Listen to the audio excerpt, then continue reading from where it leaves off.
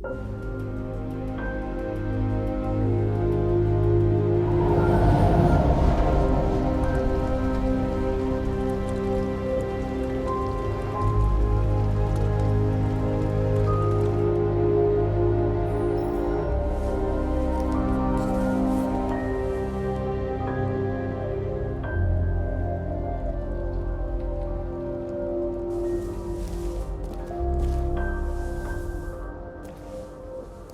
there everyone, I'm the guy with no gamertag, and today I wanted to talk about Detroit Become Human and give my review and opinions on this game. Now a quick couple of points I want to mention before I continue the review. Firstly, I will be keeping it spoiler free. I won't mention any of the major plot points, and the gameplay in the background is from a fairly early level in the game, so you don't have to worry about that spoiling the plot either. And also, I did get this game for free. It was one of the PlayStation Plus free games in November. I picked it up, so I didn't pay a thing for it. So you will have to bear in mind that's probably affected some of my opinions. However, this game was fantastic to play through. I personally really enjoyed it. And in fact, it's slightly unusual in my games library. A lot of the games I like to play have either challenging gameplay, a lot of depth, or just a really fantastic narrative to them. This game doesn't really have much in the way of gameplay. It's all about the narrative and the choices the game offers you, and seeing the consequences of those choices to see how it shapes the narrative in the later chapters in the game.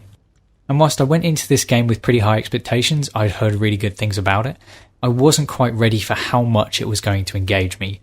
The choices, although at the beginning they're quite simple and they don't seem to have much of an effect, as you get through the game you start to see how they start impacting between different chapters. And it gets a lot more interesting and it's a lot more deep, and you kind of want to know what could have happened and what could have been, which was really one of the things I enjoyed. That sort of fantasizing and hypothesizing what else could have happened, and it's made me want to go back and play it again. And also, the world itself is phenomenal. It is really aesthetically pleasing to play in, and it is a really cool version of Detroit. I personally do enjoy the kind of really futuristic setting it went for, but equally well there in some segments of the game you do see areas that are certainly more like to what we see today. And it helps emphasise the narratives of the three characters. They all come from different backgrounds, they've all got different goals, and it really helps emphasise where this character has been, what they've been through, and what they're about to do.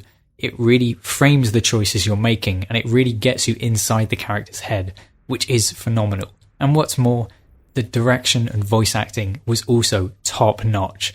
The voice acting was incredibly convincing, and it created a fantastic mixture of tension, action, and some really touching scenes. The dialogue and the voice acting and delivery of it was absolutely top notch.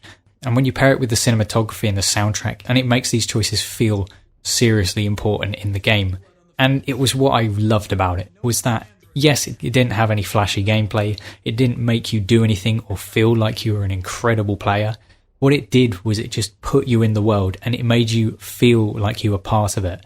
And what's more, unlike any other game, the interaction doesn't stop when you leave the game. You actually have the game interacting with you in the main menu, which was really strange. It was quite unusual, but it was a really cool little touch, and it just added to the whole experience of this game. And I'll admit, whilst the narrative is fairly basic, you will very quickly see where it's going. Your decisions and the way those affect the narrative is what's really interesting. And then the soundtrack on top of it really helps add to the mood and the immersion of the game. I personally loved the soundtrack. It built atmosphere fantastically. It absolutely fit the aesthetic of the game. And it's something that I've actually gone and listened to when I've not been playing the game because I have enjoyed it that much.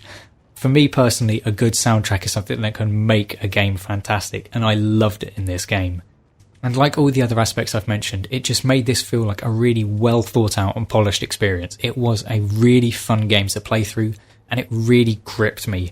I had taken a little bit of a break from narrative based games, but this game absolutely grabbed hold of me, and I just did not want to put it down. I kept finding myself wanting to play chapter after chapter and find out where's it going, what's going to happen next, what decisions can I make. And then as you get further through the game and you get to see some of the decisions that you were not expecting, how a seemingly insignificant choice in a previous level has a major impact later in the game, was just mind-blowing. And I just found myself being shocked at times at how events had unfolded. And what's more, there is still so much more that I can explore in this game. I've played it through once, had a blast on it. I've left it alone for a bit, but I plan to play it again. There were some levels that I never got to play because some of the decisions I made meant that that scenario never happened. and I'm really intrigued to find out what those scenarios are and what happens in them. It's a game that really has engaged me and makes me want to go back to it, and frankly, I can't wait to. But if you do have any questions about this game and my experience of it, please feel free to leave those in the comment section down below. I really think this is a game worth playing. I would give it easily an 8 out of 10, if not higher, because it was a fantastic experience. But anyway, I've been the guy from the Gamer Tag, and I'll see you on another video.